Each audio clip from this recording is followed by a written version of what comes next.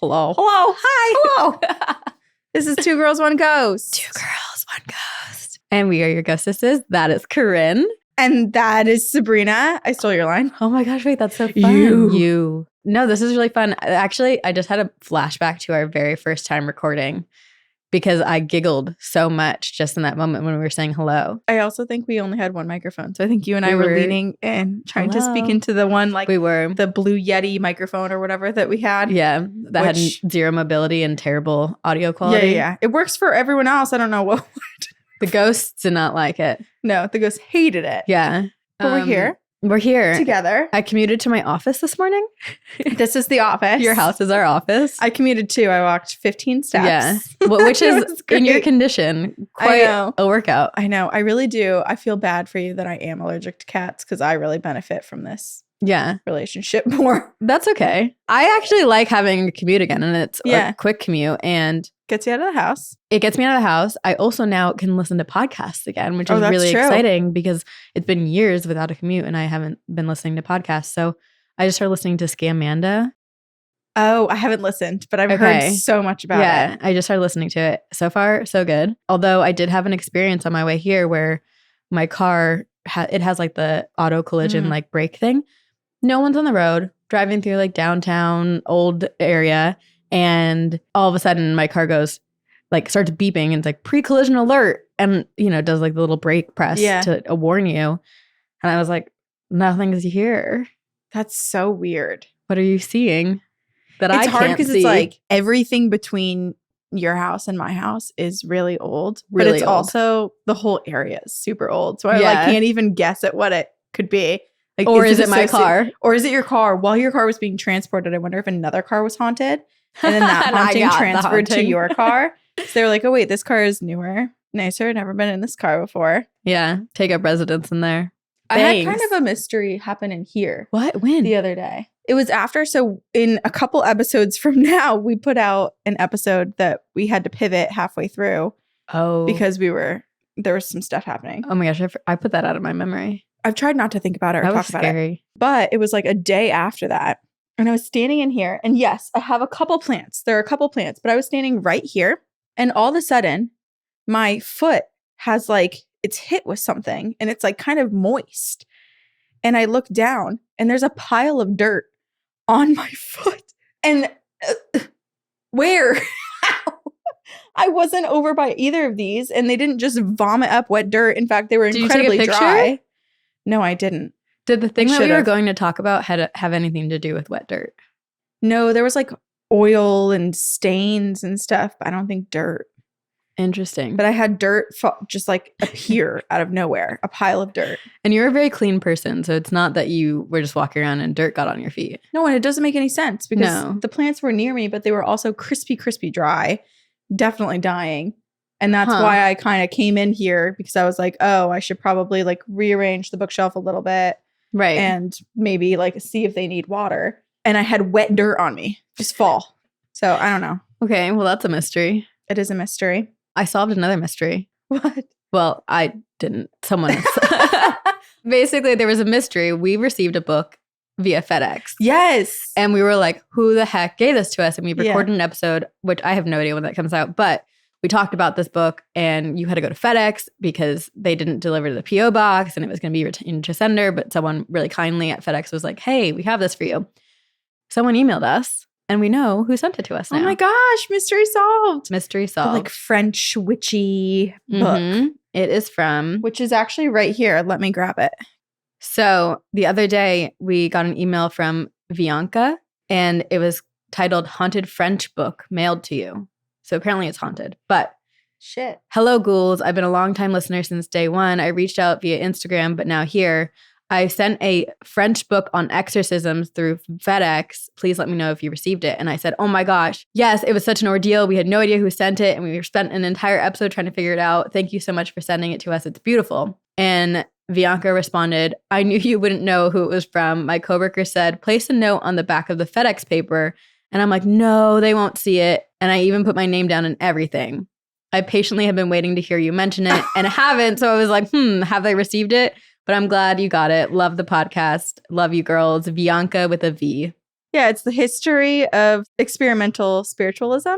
Histoire de spiritualism experimental. Yeah. My terrible accent. Well, I didn't even try. I just literally was like, let me translate to English. But yeah, thank you. There we go. Okay, so now both of our two haunted, as I talk off screen. And come back into frame, our two haunted objects are in your possession because we were sent that book and then we were sent The Haunted Pendulum. The Haunted Pendulum. And well, so they're both for you, but actually in my house where dirt is falling on me from the ceiling. Okay, well, I will remove. I'm hesitant to put it in my car at this moment because my car might be haunted as well. Or is this the best time? And then you can just like do a clean sweep and exorcism of your car. A sage cleanse of my car. Maybe that book will do something for it. I have a bone to pick with Instagram real quick. Okay. I posted a photo of my medication with Payne. So Payne and I have the exact same medication. And when I first realized that, I was like, that is love. Yeah, that you're is meant so to be. romantic. To me, I was like, wow, how romantic. We are both medicated on the same antidepressant. Medicated in Marblehead. Medicated in Marblehead. And so I took a picture of our prescription bottles right next to each other. We take Zoloft 50 milligrams every day. I'm going to be out. Like, I don't care. Like, I'm very open and honest about it. You and everyone else. Right. So I posted this picture and Instagram like removed it. And they were like, you violated Instagram's policies. Like, you are at risk for being banned from Instagram. I was Banned? like, whoa, okay. That's really extreme. This was really dramatic. Like, yeah. Then the next day, I was at Noemi's first birthday party, the little rodeo.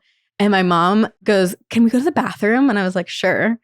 And I like go and start to go into the bathroom. She goes, no, I want to come in with you. And I was like, okay, Mom, where are we? Like a bar?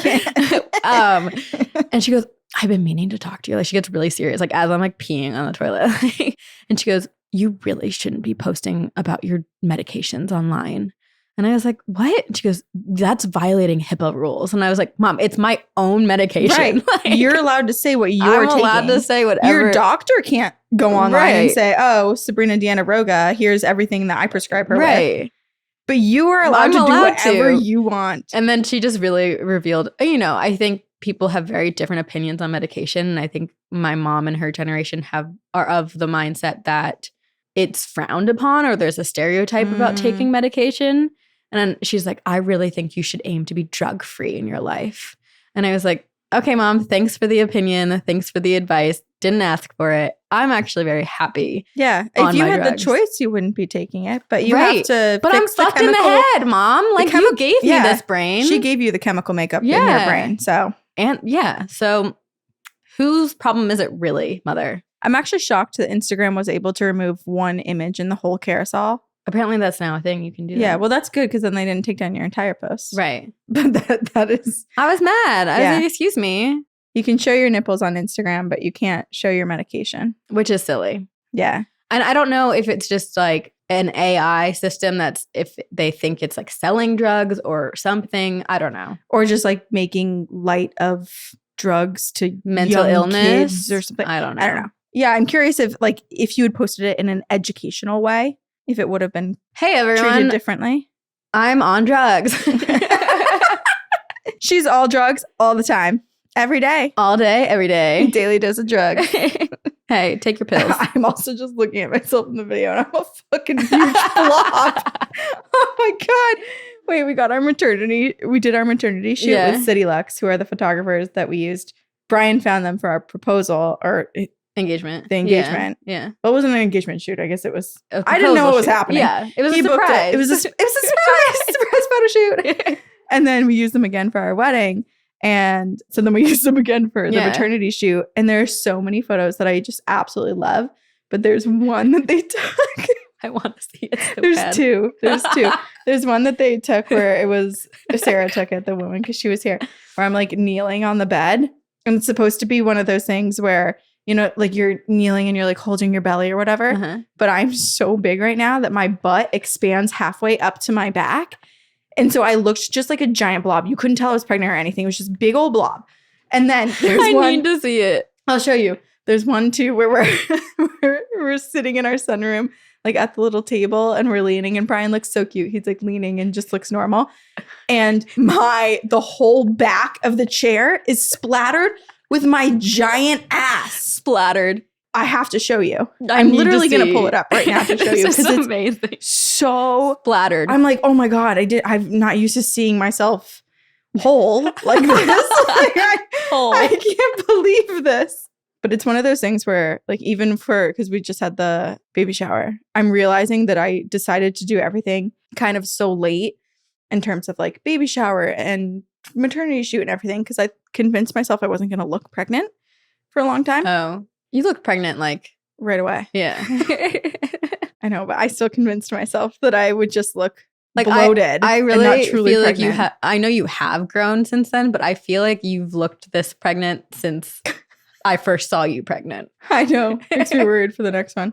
Okay, ready? Look at that. My butt is almost touching the top of the chair back. Wow. Right?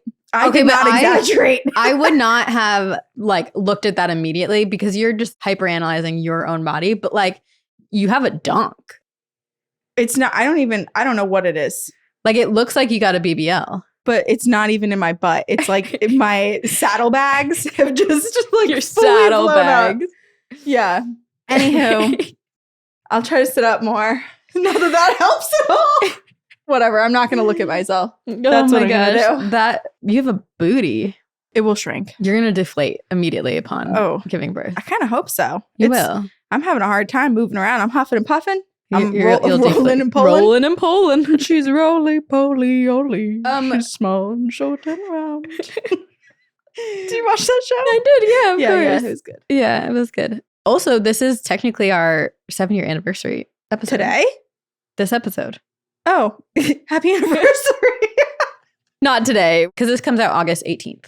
Okay, August 14th is our anniversary. Right. I'm doing a 2-parter, and I thought it was very appropriate to do around our anniversary because when we started this podcast, joked about it being haunted kind of throughout the first year. And then it really did become haunted. The joke was not really a joke, and it really is a haunted podcast. True.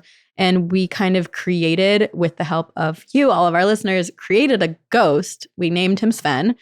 We don't know if Sven is a one singular spirit or many or Though what. we have heard his voice or someone's voice twice as an EVP in our recordings 2 years apart, the same exact voice. So I do think we accidentally, maybe purposefully, created a ghost. Yeah. And we're not the first ones to have done this. Is that what we're learning about today? We are learning about Phllip, the ghost, who was created. And this is a really infamous story or case. If you're like in the know about the paranormal, you've probably heard about Phllip. And then also we talked to Greg and Dana about how they created a haunting with the crying Greg painting that they created. And when they went on tour, they had everyone kind of put their energy into the painting, and they've created what they call Gregor. It's so funny. Yeah. If you haven't listened to that episode, it's the Haunted with Greg and Dana Newkirk on our feed. And it's really good. They're incredible people. Yeah. This also kind of reminded me of like Frankenstein and Poor Things. If you haven't seen that Emma Stone movie, it's so good. Really? Yeah. I heard the synopsis, felt icky about it. Oh, I love it. Really? Yeah. I really, really liked it. I won't watch it.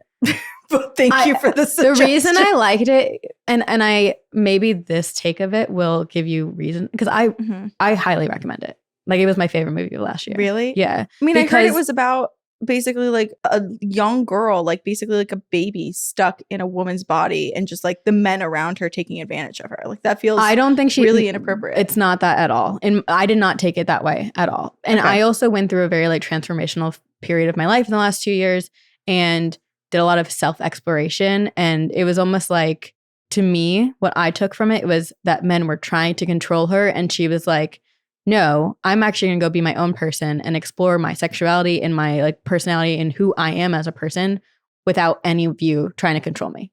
That's the story that I took. Yeah. Anyway, so for these 2 episodes, I read the book Conjuring Up Phllip, An Adventure in Psychokinesis, the most amazing occult experiment of all time, written by Iris M. Owen with Margaret Sparrow in 1976. This is a story of the power of human will, the ability to conjure with the intention and a query into the other side. Because what is it really? Phllip began as an idea and evolved into a physical spirit that appeared in dreams, created group hallucinations, individual hallucinations, poltergeist activity, to the point of a table levitating off the ground. Oh my God. But we'll get into all of that in a bit. Okay. So first, background. The Phllip experiment was conducted by a group of parapsychological researchers in Toronto, Canada. The group was led by a mathematical geneticist, Dr. George Owen, and a psychologist, Dr. Joel Witten. And I have a photo of a bunch of like the members of the group. This group that they ended up using to conjure Phllip was a group of 8 members. They were all members of the Society of Psychical Research in Toronto, Canada. And they were very curious about psychokinesis. And they wanted to find out more. Psychokinesis is basically the conjuring and the power of mental creation. Yeah. So it's kind of like, I mean, we still do a lot of that research today where like, people will convince themselves that they're hurt and then a bruise will appear. Right. On there. Yeah. It's just wild. The power of the brain and what you can actually convince yourself. What you can actually do. To be true. Yeah. And then how the world around you reacts to that. Right. So their 3 objectives were 1, find out if they could produce psychokinetic energy. 2, whether a spirit medium was necessary to do this or if it could be created by ordinary people. 3, if the force was produced by a disembodied spirit or the people in the group. I mean, this whole group was founded upon understanding the paranormal. They had gone on paranormal investigations. They were a lot of scientists. And so they had done research. They had studied previous accounts. They were really interested in like the 1800s spiritualism movement and table tapping and the Fox sisters. And if you read the book, it's a 230-page book. And what's really cool about it is that it goes through research that they had done and previous encounters or cases throughout history that inspired this. Oh. Yeah. That is cool. Or contextualized this. Okay. So if something happened in the Phllip experiment, they were like, it reminds us of this interesting thing that happened in history. So the focus was definitely way more about like spiritualism and ghosts themselves and not necessarily like, I feel like if the CIA had been involved in this, it might be more of like a, do we live in a simulation sort of thing? Well, it was a little bit of that too. And a lot of these people, and I'll get into this more in part 2, but a lot of these group members were so fascinated by the paranormal, but they really didn't understand what it was. And this experiment made them question. It also made me question what the paranormal is. Like, I feel like I'm already starting to question just like the lead up into it. Yeah. With how much it sounds like they did and experimented with.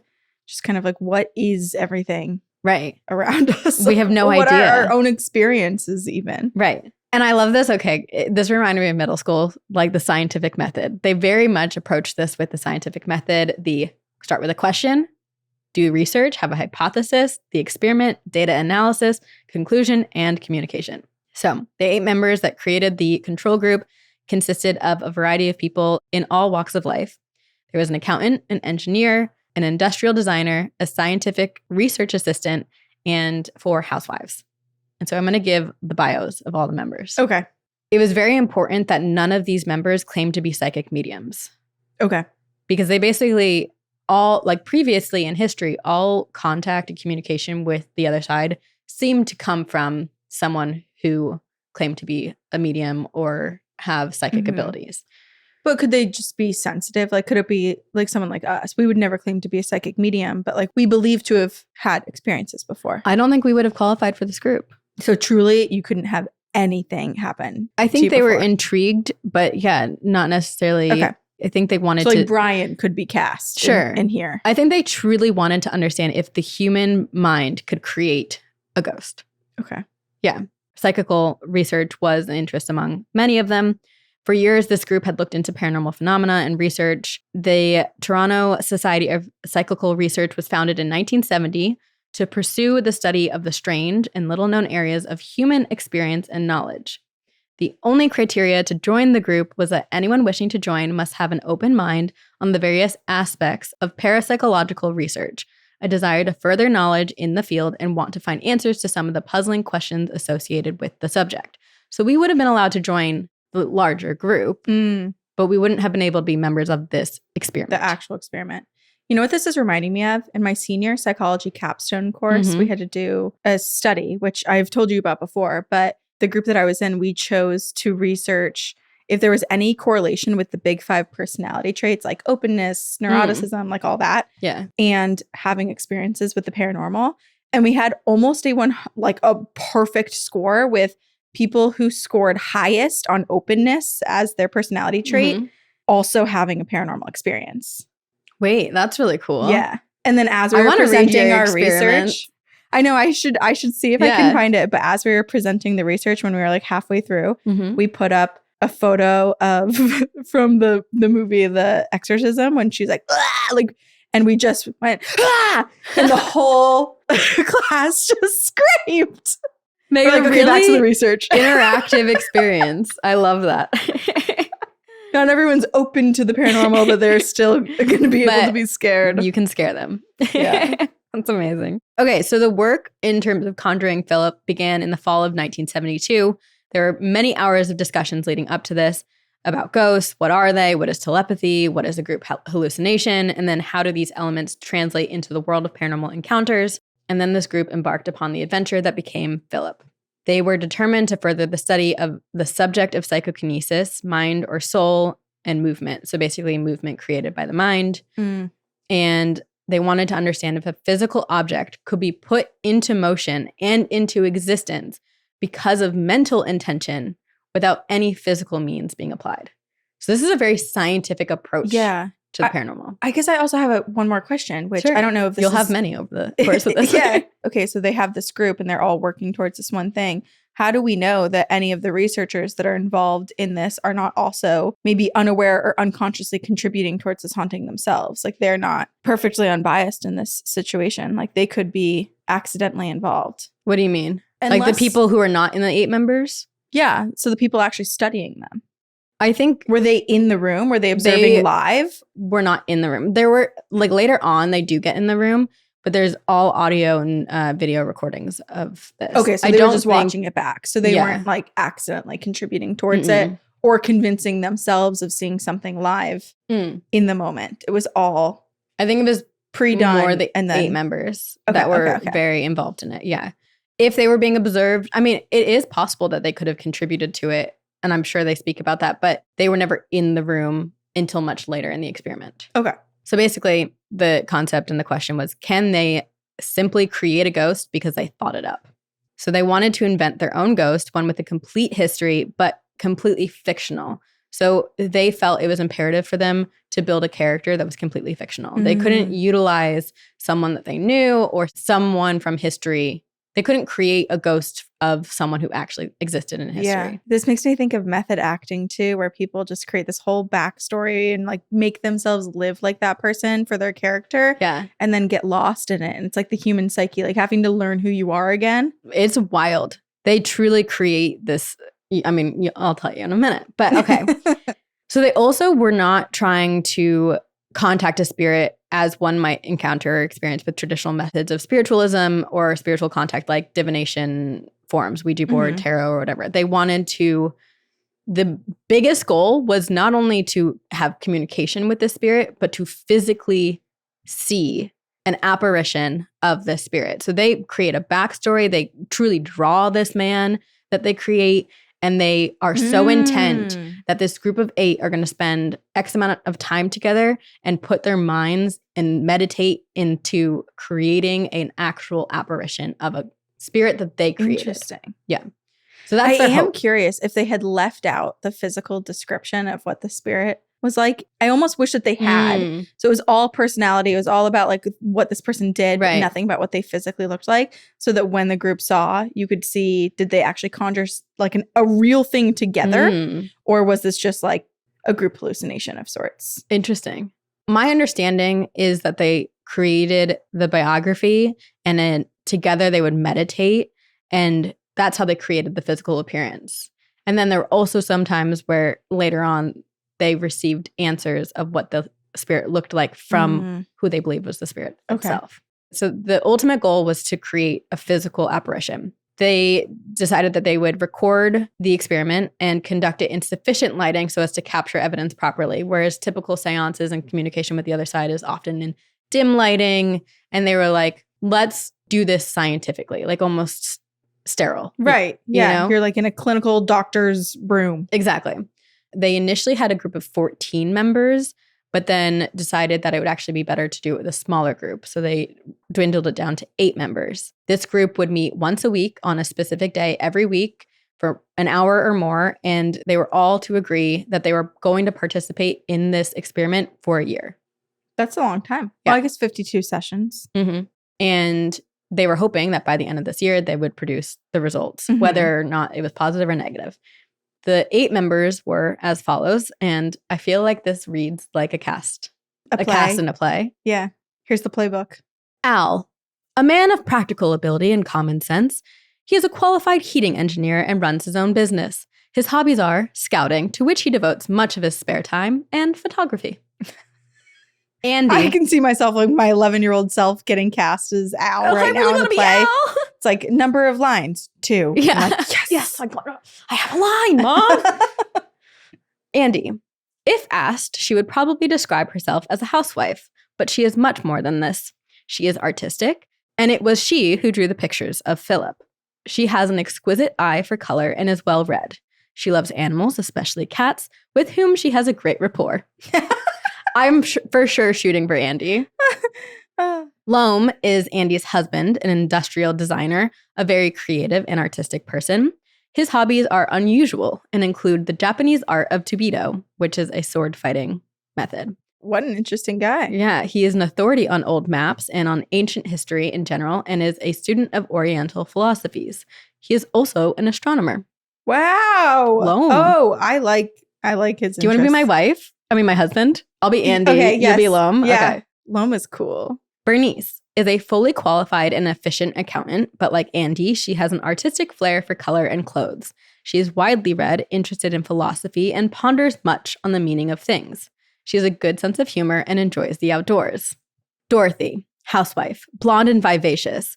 Her hobbies consist chiefly of scouting. She has been a cub leader for a number of years and is interested in parapsychology. She is trained in bookkeeping and accounting. Doesn't it read like a cast? It definitely does. Yeah. Some of them have crossover interests too. So Right. you're like, whenever I read that in a play, I'm like, was this intentional, or did they just like kind of forget what hobbies they could include? And or so is this like, going to be important they to also the play? like to read. Yeah, that's why they bonded. That's why they became friends. That's why they had one exchange in the hotel lobby together. Sydney, the youngest member of the group who is still in college but took time off for travel and worked as a salesman. He intends to return to college and complete his course in sociology. He is tall and broad with blue eyes, fair hair, and is teased a lot by the group, but they're all very fond of him. He has recently grown a beard. You could say the same of me. Iris, the author and eldest member of the group, so Iris wrote this book. Mm-hmm. She is the wife of Dr. A.R. George Owen, who runs and oversees the Toronto Society of Psychical Research. So Dr. George Owen is the one who basically oversaw the entire group and also oversaw this experiment. Okay. Prior to their marriage, Iris was a registered nurse in England and worked some years studying cancer research. She volunteered as a social worker and was involved in the care of children. Now, Sue was married and the mother of 3 boys. Sue is responsible for having originated the Phllip story. Oh, Sue, where it all began. She is currently the chairman of Mensa for Canada, an organization for people with a high IQ who are dedicated to using their abilities to help solve major problems that beset mankind. Sue's fucking smart. Yeah, jeez. Before her marriage, she was a nurse with the Canadian Armed Forces. She has a vivid imagination and a gift for drama. Not the tea drama, like drama in terms of creating stories. Sue's got it all. She's a whole package. Her gift for drama was put to use, and Sue concocted the backstory for Phllip. So they had the members of the experiment, the conceit, and the plan, but they needed the ghost. Sue created the backstory of Phllip, and Andy drew the imagery of Phllip. Now, I'm going to tell you Phillip's story. Okay. Because this is where it all started. So I keep forgetting that he's not real. I already feel like Phllip is also a cast member. Well, you're about to read Phillip's bio for the cast. Okay. Honestly, this should be a play. Why is it not? I don't know. You should message Sue, who's quite literally a creative genius, and we'll be like, come up with this. Pivot over to a play. You ever thought about Broadway, Sue? Sue, you're a star. A black and white movie.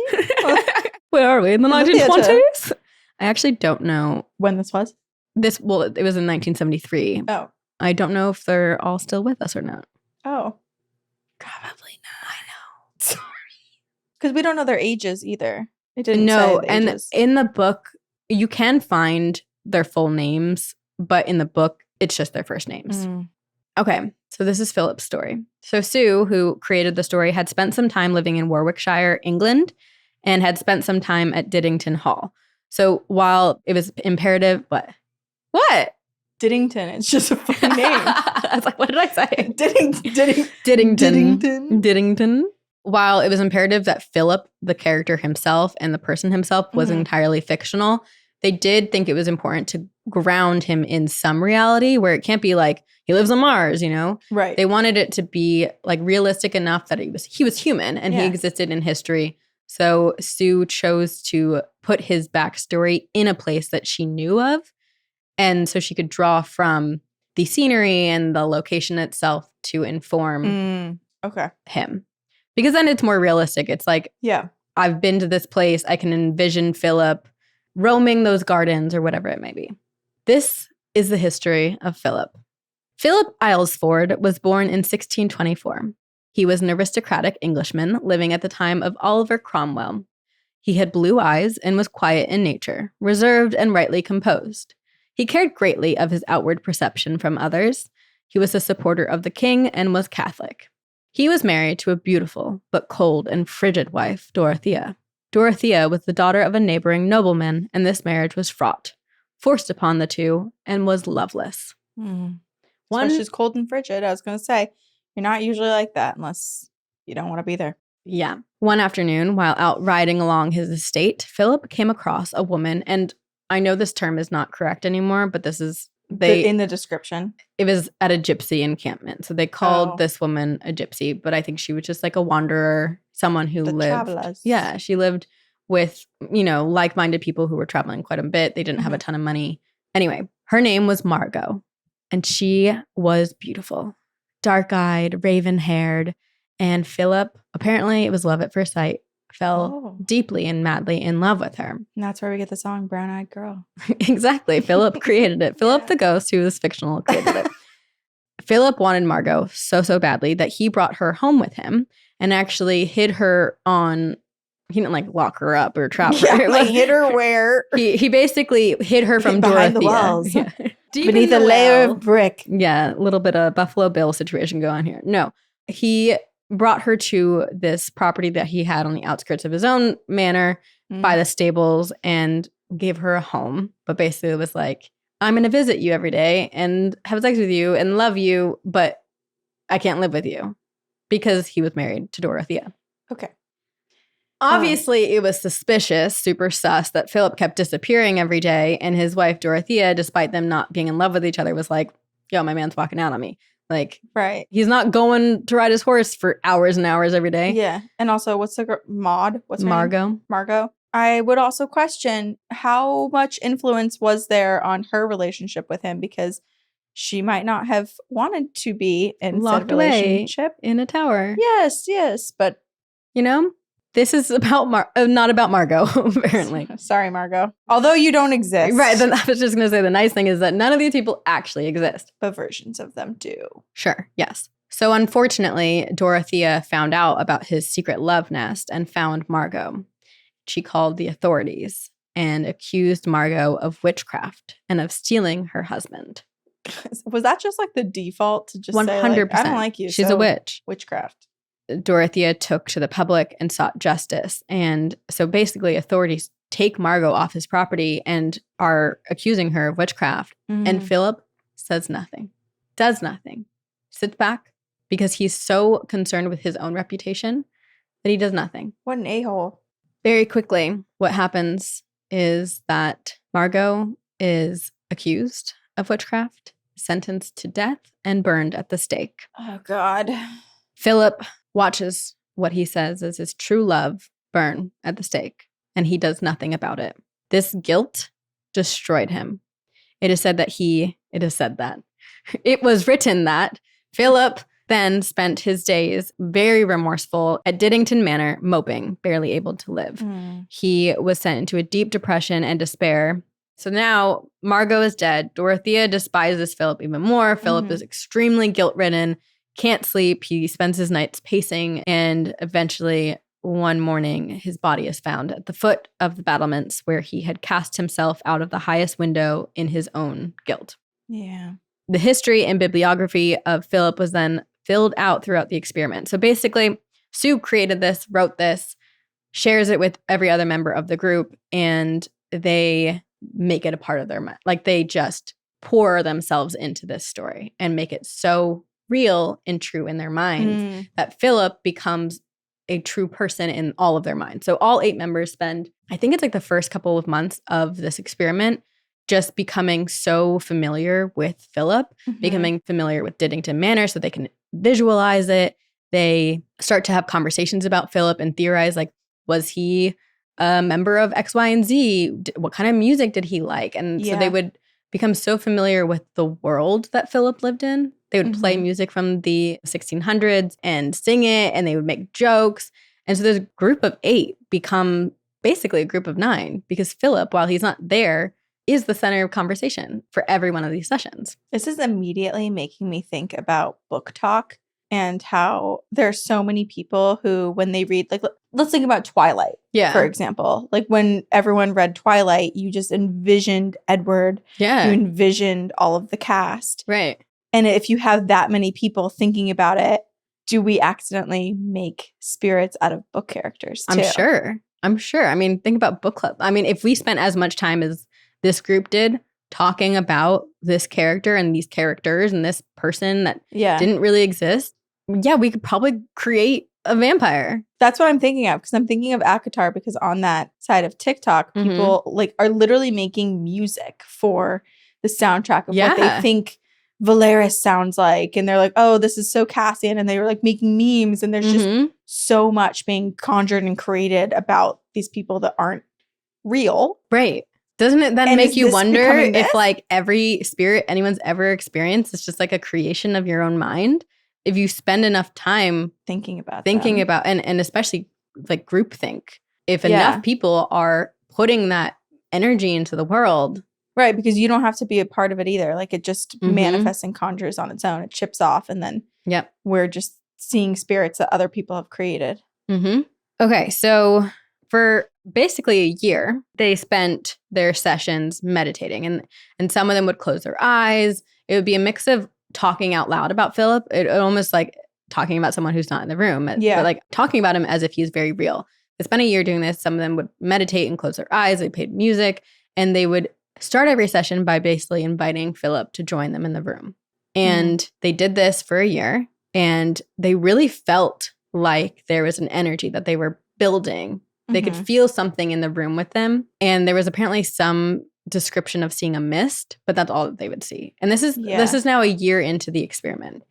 They have not conjured anything beyond a story and a feeling of like some type of energy in the room. Yeah. And so now at this year mark, they're feeling a bit discouraged, and they're like, maybe this is a failure of an experiment, or we've proven that human minds cannot create true spirit. But as with any scientific experiment, they were like, what if instead of giving up, we try a different approach, like kind of reassess the hypothesis and reassess the way that they conduct the experiment. So in their studies, they were reviewing seances and table tapping and other forms of divination. And they were like, what if we should treat Phllip like he is already a spirit? So now, instead of trying to conjure the spirit, they're like, let's pretend we already created him. We did. We spent a year meditating and coming up with this backstory. Let's treat him like he's a spirit and use divination skills to try to communicate with him. So now, year 2, they decide they are going to communicate with the entity beyond just manifesting him in their mind's eye. They would utilize seances to produce the visible apparition of Phllip. So traditionally, seances were conducted in dim lighting, led by a psychic who would channel energy from others in the room. But this group, again, wanted to ensure that they could capture the results and also do it with like normal humans, not psychics or people who claim to be psychics. So they would keep the lights well lit, and they did have some light variation. So they would add like different tones and light colors, but the room always remained well lit. Okay. And so then this is the evolution. Year 2, they would sit in a room. All of them would have their hands on the table, like as if they were conducting a seance. and the room would start in a soft pink or rosy light. And over the duration of the session, they would change and like increase the density of the light. So the researchers are doing that. They're Correct. controlling the lighting. Yeah. And just trying to make them feel more into it as it goes on. Right. Okay.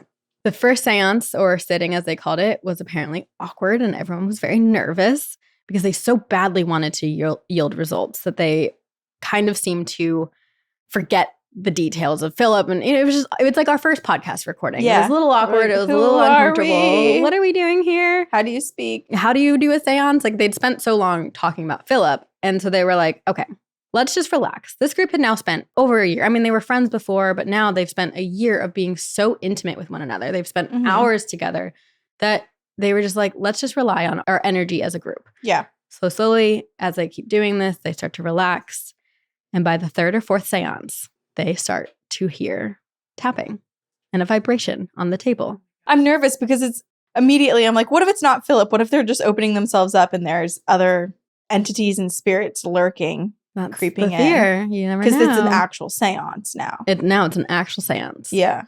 They are opening themselves up to the paranormal.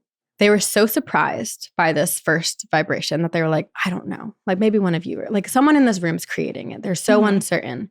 But had it not been for more vibrations and more knocks to follow, they would have thought it was a hoax or one of the others. Yeah. The vibrations continued. The table began to move on the floor, sliding by itself. Ooh. Everyone's hands and feet were visible. No one was creating the noise and no one was moving the table. Then Dorothy pondered aloud. I wonder if by chance Phllip is the one doing this. Immediately after posing this question, there is a loud knock sounded from the top of the table, almost as if to answer the question. Yes, I, Phllip, am doing this. Over the next few sessions, the group established that 1 knock meant yes, 2 meant no, and they utilized this to speak to Phllip. Their goal and hope was now that they've established communication. Eventually, they could conjure up the physical apparition of Phllip. These seances continued, and they initially would begin with jokes and song singing of the era Phllip was from, and they would use basically the same methods of their meditations in the beginning of every seance to focus their energies on Phllip and create the space of Phllip. They would go around and each member of the group would say, hello, Phllip. Hi, Phllip, inviting him into the space. Phllip would arrive and announce himself with 1 knock. Sessions would usually begin like this. Now, this is the play. The group would enter the room. They would all say hello to one another and, like catch up. And then they would sit around the table, which initially began as a plastic card table. They would begin recording both video and audio of the session and say, hello, Phllip. Hello, Phllip. It's nice to be here again, Phllip. And then they would begin conversing with him. They would update Phllip on their own lives and their own relationships so that it was two-sided. And then they would tell Phllip they would like to ask him questions. And he could respond with knocks, 1 for yes, 2 for no. So they very much kept it to yes and no questions. Over the course of these seances, they actually filled out Phllip's biography through Phllip answering. So they had created so much background and enough information that Phllip now would correct them on things. He's a part of his own lore. Yes. So this is wild. So basically, he tells them, so, they're now very informed with the 1600s and that era and some of the politics that are going on in Charles I and his execution and all of these things, which existed around the time that Phllip was said to live. Phllip basically, through yes or no questions, fills in gaps. Apparently, the outbreak of smallpox killed his parents when they were in London, and he was just 10 years old, and he was orphaned at the time, which led to him moving to Diddington Manor, where he first met his wife, or soon-to-be wife, eventually wife, Dorothea. Apparently, Phllip fought at some wars during the English Civil War and supported Charles I. And I'll tell you some more details in a minute, but he would correct them sometimes. They would joke and say, oh, you must have done this. And he would adamantly knock no. This is really making me think of Everything, Everywhere, All at Once. Yeah. Because what if Phllip actually did exist before Sue even put a backstory together? Because someone out there in the different dimensions and iterations of our universe has experienced, there's just always a version of you Sure. Or what if like this was Sue's past life and she didn't know it and she unconsciously wrote the story of someone who actually existed? But then it's like, if we're talking about dimensions or if we're talking about different past lives of someone who's currently living, it's kind of that weird question of like, how does that energy get here? Well, I have a video for you to show. Ooh. So online and actually on Patreon, we'll link a bunch of this, but there's so many videos that you can watch of the interactions with Phllip. But I'm going to show you a video. It's about a minute. I'd recommend watching because there's like you can see the group. So go to YouTube if you want to watch it, but you can also just listen to it if you're listening to the audio. Come on, let's get going. Have you brought Dorothea with you? Have you seen Dorothea lately? No. No. Would you like to see Dorothea lately? No. No. Didn't you love Dorothea in your time? No. That was too. Yes, we need them louder. Phllip, come on, do it louder. Not much louder. Phllip, did you like Dorothea? That's good. You heard it. Did you love Margo? Margo. Oh, yes. Yes. Say it again. Did you love Margo? Good.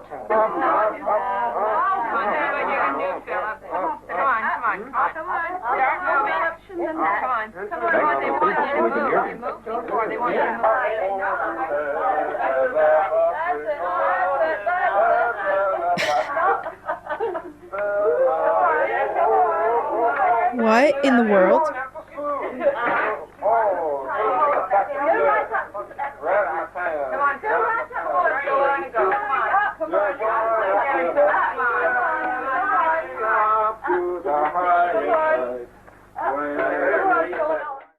It's so hard to tell from that angle because it really does look like the table's starting to levitate and move. It is. But then you see them react and try to like get up and get out of the way or just like give it more room to move. Yeah. It's also chaos. They're all speaking over each other all at once. It is. If you're listening to the audio, it is a little bit confusing. The ending seems a little bit chaotic. When the guy starts singing, the table starts moving. Yeah. So basically, in the video, if you didn't watch, I'll explain what you heard in the audio. So basically, they're asking questions of Phllip about his wife, Dorothea, and he's responding no, that he did not like, he never loved Dorothea. And then the second they ask about Margo, seems like Phllip gets a little bit more riled up and starts to move the table. And truly, you see one of the women push it down, and then it picks up again. And then it starts to move towards the back of the room. And so everyone at that side of the table starts to get up. And it continues like more forcefully to move that way. And some of them are taking their hands off while this is happening too, like to get themselves up. Yeah. They're also an older group of people. They are. It kind of reminds me, I mean, this is filmed in like the 1970s. So it kind of gives me like I Love Lucy vibes. Yeah. The way that they speak too. Totally. Did you love Dorothea? Did you love Dorothea? It's hard to tell people's ages from that time because haircuts and clothing did make people look a lot older than they were. Yes. In the video, you can see the group physically getting up because the table is moving and shaking so much. This was not unusual. And ever since the beginning of seances, Phllip did become very, very communicative. His personality really came through. There were times where he would think a joke was especially funny and he would send so many knocks through the table, basically informing laughter. Other times, Phllip would get annoyed. He almost always responded and would get excited and cause poltergeist activity through the movement of the table. The entirety of the experiment was recorded. And like I said, while that 1 minute clip that you just saw shows a good example of what the group experienced, there are hours of audio and video. And the clip that I showed you is from a documentary that they ended up making towards the end of the experiment. Keep in mind also this experiment like continued on for a very, very long time. Yeah. So not the end, but when they were experiencing so much and it became a lot more of a interest to the public. The book also documents many of the conversations, and they would bring Phllip gifts like candy, or they would play his like the music. And so I'm going to give you some information that Phllip actually gave them throughout the communications. Phllip liked horses, and he did have many mistresses, not just Margo. He did not like Dorothea and was forced to marry her. He and Dorothea never had any kids. And on occasion, Phllip liked to get drunk and preferred drinking songs to other music. And so basically, I think the way that they learned that piece of information is they would start to play regular songs and he would get annoyed. But then if they put on drinking songs from that era, Phllip would get super excited. So then they asked the camaraderie him. Of everyone exactly. cheers in the bars together. Exactly. In the taverns. Mm-hmm. And so then they asked him, like, did you like drinking? And he said yes. And then they're like, did you like to get drunk? And he said yes. And then someone was like, were you a drunkard? And he adamantly was like, no. 2 knocks, no. He also gambled occasionally. And he had many friends, but he made it clear that Dorothea did not. He really hated Dorothea. He liked fencing and he loved candy. And as established, 1 knock meant yes, 2 meant no. And apparently there was also a scratching noise that he would make if he didn't want to answer a question. Oh, like if they were crossing a boundary? Mm-hmm. Or maybe like annoyed him. Okay. They learned that Dorothea was the eldest daughter and was very spoiled. She was a beautiful woman, but physically and mentally very cruel. She refused to bear him any children, and the 2 mostly lived separate lives. And then throughout these conversations, they pieced together a timeline of Phllip's life, which we'll insert into the video, when it's like his parents dying, the wars that he fought in. He was friends with Charles I. And there were also some elements that they were incorrect about history, and Phllip would correct them. Okay, this is starting to make me think. It's weird. This is blowing my mind. Because if this person didn't already exist in some version of the timeline, then if they create him and he knows these things about history, what is he drawing upon? Right. Is he now, did he actually get put back into history and people will remember him as being an actual person? Is this a simulation? Yeah. Is this a simulation? They basically became Sims creators. Rosebud, semicolon. Money load. Throughout all of these, they would try to change up parts of the control to see, like, if it was the table that was impacting the knocking. So they would change the table and the knocking would still continue. They would change location. And it was just no matter where this group of 8 people were, when they were together, they could conjure Phllip. No matter what, no matter where, they could do it. They tried wooden tables, large ones, small ones. And they also studied the sessions to make sure no one in the group was doing anything. They tried sessions where like one person stood away from the table. They'd like move people off the table to basically make sure that there was no room for human involvement. Yeah. Now that everything was getting, there was a lot of communication, they would have people who were not part of the experiment come in and witness and watch and observe.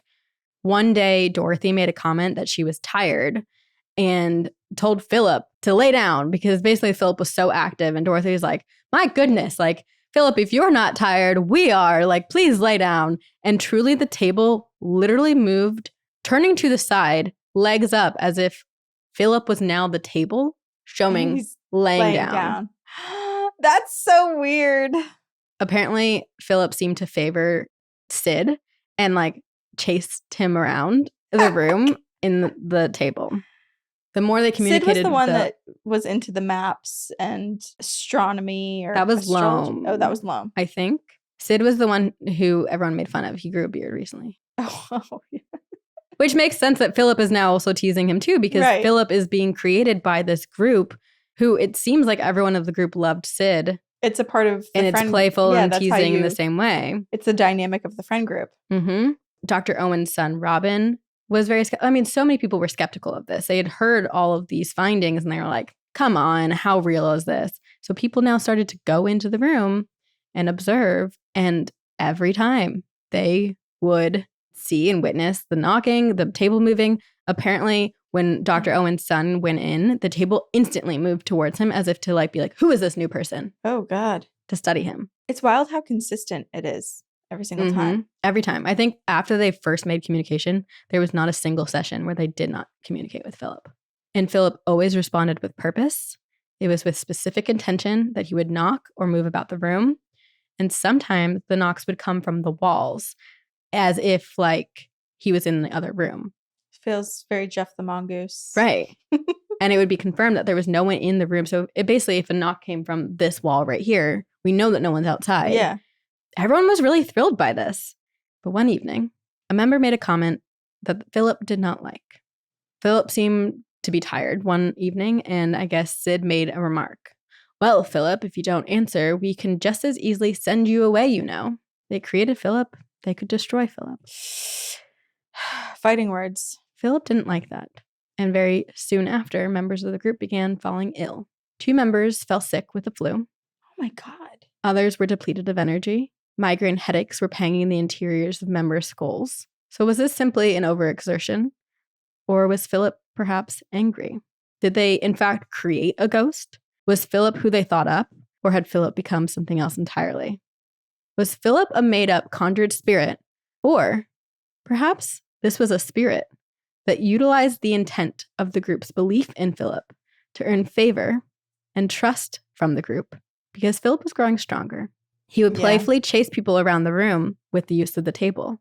But one evening, he trapped Denise, physically harming her. Oh my God. Then the table also kept trying to escape the room, moving towards the exit. Is he possessing the table? Like that's his haunted artifact of choice? It's so bizarre, but it does. I mean, I brought up this concern in the very beginning, which was, is it actually Phllip or is this some other entity?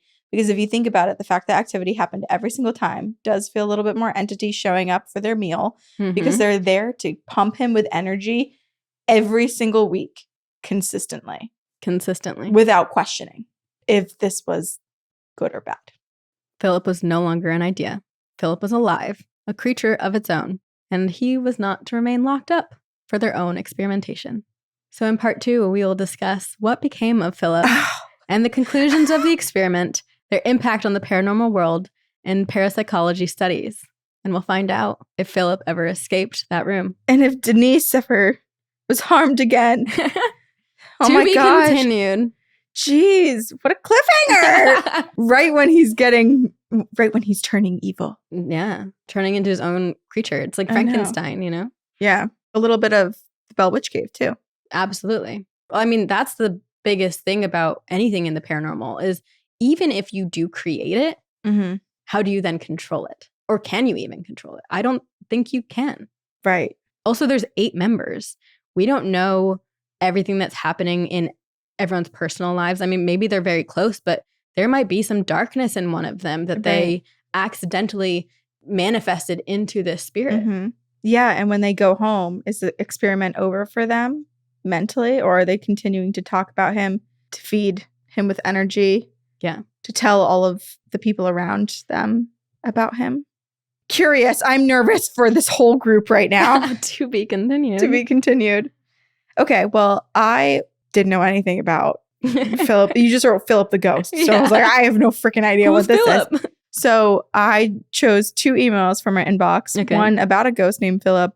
And one from a person named Phllip about a ghost.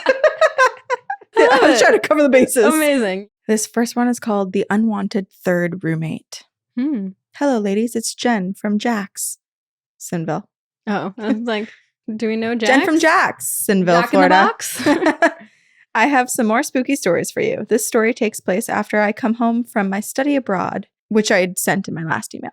Okay. I moved into my first apartment with an old coworker of mine, and we had a resident ghost named Phllip that I thought followed me from Italy, but it turns out he was actually just attached to my apartment. Oh. Anyway, after I moved in, nothing happened, and I was really happy to be ghost-free and with a place of my own. But this did not last long. I remember feeling that something was watching us sometimes, or that we weren't alone, and it really creeped me out, but I just thought nothing of it. I never felt scared, just more on edge because it was an uncomfortable feeling. We jokingly blamed things on our ghost, like someone not doing the dishes and stupid stuff like that. I started to notice that my smart TV in our living room was left on in the mornings when I woke up. This is a pet peeve of mine, so I told her, and she made an effort anytime I was around to turn off the TV when she was done using it. I started to notice the TV was on more mornings at one point, and I started keeping track of it, and I saw her turn it off. Weird, I know, but I was a broke college kid who didn't want to pay for it on the bill. So I just chalked it up to maybe her being forgetful and maybe that she was a little inconsiderate, which she is, but that's besides the point. I feel like Phllip is like stirring the pot there. I know. Sometimes I would see her turn off the TV and the next morning it would be on again. But she was always sound asleep when I woke up to see this. And around this point, our front door's deadbolt started to unlock itself during the night. I would remember locking the door myself, and I would go to work early in the morning, and that would be completely unlocked when I would get to the door. Again, my roommate was comatose in her quarters. Cool band name. It is comatose in your quarters. We started putting a chair in front of the door, so if anyone came into our apartment, we would wake up. So scary. I know. I'd also be scared that I was sleepwalking or something. Right. Unlocking the door, turning on the TV. Yeah. I'm from a strict household and I'm a true crime junkie, so I'm never leaving the door unlocked. So this really drove me up the wall. The first night I went to go to work, as usual, placing the chair as close as I could to the door and then deadbolting it behind me. Midway through my shift, my roommate texted me asking if I put the chair back when I left. I started panicking and I could not remember because I thought I did, but what if I didn't? What if I spaced out and I thought that I did when I left? But I knew deep down that I moved the chair into position before I left, and I was terrified of it being moved. I finished my shift and I came home, and my roommate's boyfriend was over, and my boyfriend came over. We started watching Coco because I'd never seen it, and I guess I was looking for a good cry session. Oh, I streamed it from my phone like I would anything else, and we got halfway through the movie, and then the picture froze, and we assumed that maybe it was just buffering. All of a sudden, the TV let out this horrific sound. It was not static like what happens in the movies, but it sounded like the movie was a VHS player that got stuck in a spot, but the volume of the TV went up to 100. We had it on 25. And so this was weird. And then this electronic yelling sound came out of the TV and it didn't stop for a whole minute. And for some reason, whole minute? Yes. For some reason, my normally frightened self laughed at the TV and yelled, "Phllip, stop! Leave it alone!" And then I proceeded to laugh until everything cut off. The TV turned completely off, the room suddenly dark. I felt my heart drop all the way down to hell. The TV said it was restarting, which I have no clue how to do since I would need a remote to do that, and I don't own one. And then everything went back to normal. And yes, I did still sob like a newborn watching Coco. But I will say I've owned this TV for a while and it has never done that, and I can't find any complaints online about the TV acting up in this way. Right. Everyone said it was just a coincidence, but if it was a coincidence, why did I feel a young boy fucking with us? Right. Anywho, that was the last major thing that happened besides the occasional spook, and the TV has never turned on randomly since I moved from that apartment, and I guarantee I will never live in that complex ever again. It was a shithole anyway. The ghost was just the icing on the cake. I know you were probably yelling at me to get some crystals or some sage, but I was trained to think that both were evil, so I didn't buy any. My roommate saged the apartment, though, and I'm a baby witch, so I have more crystals and sage than I can imagine now. Who knew deconstructing my belief system would end up protecting me more? Jen from Jax. I'm curious where the name Phllip came from, but... I know. Did they just Phllip? Jokingly Phllip? Or, I mean, it sounds like Jen also is very in tune, maybe without knowing it, because to have the instinct of like a little boy fucking with them, you know, sometimes you just have to trust that. And I also thought it was interesting that Phllip seemed intent on haunting them during Coco specifically, because that Coco.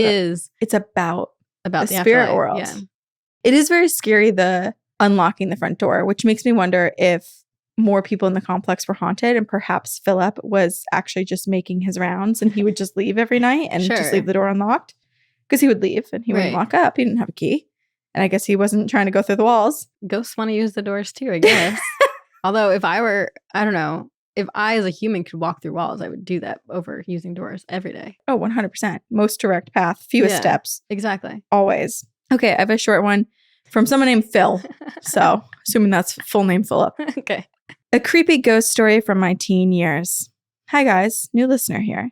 But this was in 2019, so hopefully still listening. Hopefully still with veteran listener now. Yes. I've been enjoying the podcast, and some of them even remind me of things that have happened to me or my dad in the past. This is just one of the few creepy stories that I have, so here we go. I had moved out of state with my mother and my sister, and I was visiting my dad in California. I hadn't been there in a while, so we were doing the typical rounds of visiting my various family members that lived near my dad.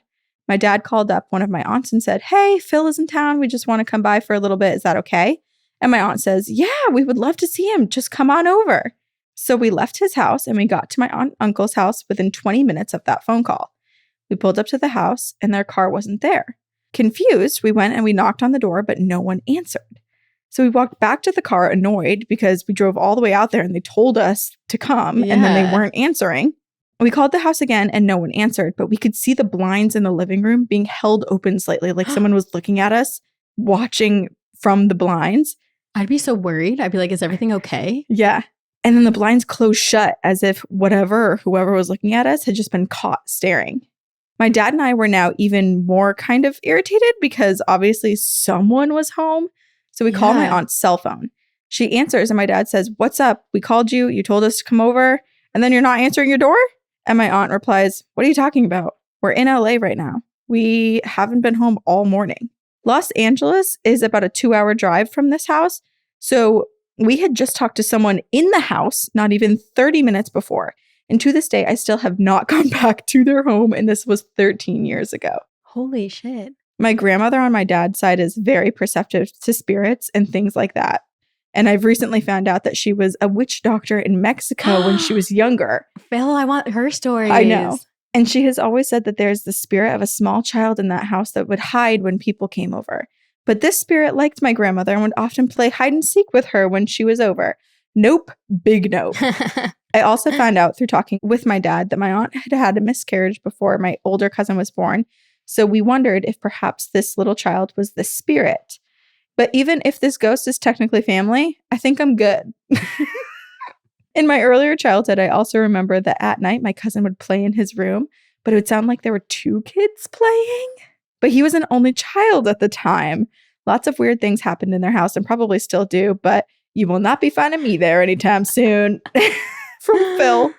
Okay, it's one thing if it's a little child, but the mimicking the aunt's voice and telling them to come over, it seems different from a child. Right. And it's not like you're calling someone random. Like you're calling someone whose voice you know and have learned your entire life. Right. And have heard for decades. Like this is an adult woman. This is an aunt. This is your sister you're calling. And had a full conversation with. Yeah.